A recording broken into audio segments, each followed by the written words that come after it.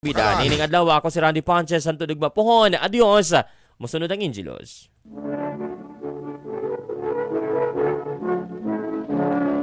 Binati ng anghel si Maria at siya'y nagdalang tao, lalang ng Espiritu Santo. Aba, Ginoong Maria, napupuno ka ng grasya. Ang Panginoong Diyos ay sumasa iyo. Bukod kang pinagpala sa babaeng lahat at pinagpala naman ang iyong anak na si Jesus. Santa Maria, Ina ng Diyos, ipanalangin mo kaming mga makasalanan, ngayon at kung kami mamamatay. Amen. Narito ang alipin ng Panginoon. Maganap nawa sa akin ayon sa wika mo.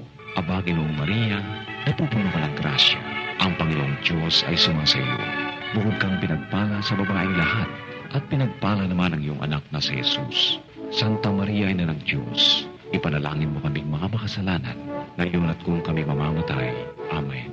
At ang Berbo ay nagkatawang tao, at nakipamuhay sa atin. Aba, Ginoong Maria, napupuno ka ng grasya. Ang Panginoong Diyos ay sumasa iyo. Bukod kang pinagpala sa babaeng lahat, at pinagpala naman ang iyong anak na si Jesus. Santa Maria, Ina ng Diyos, ipanalangin mo kaming mga makasalanan, ngayon at kung kami mamamatay. Amen. Ipanalangin mo kami, O Santang Ina ng Diyos, nang kami maging dapat na makinabang sa mga pangako ni Kristo. Panginoon naming Diyos, kasiyahan nawa ang aming mga kaluluwa ng iyong mahal na grasya, at yayamang dahilan sa balita ng anghel, ay nakilala namin ang pagkakatawang tao ng anak mo. Pakundangan sa krus, ay papaginatungan mo kami ng kanyang pagkabuhay na mapuli sa kaluwalhatian sa langit, alang-alang kay Jesucristo ring naming Panginoon. Amen.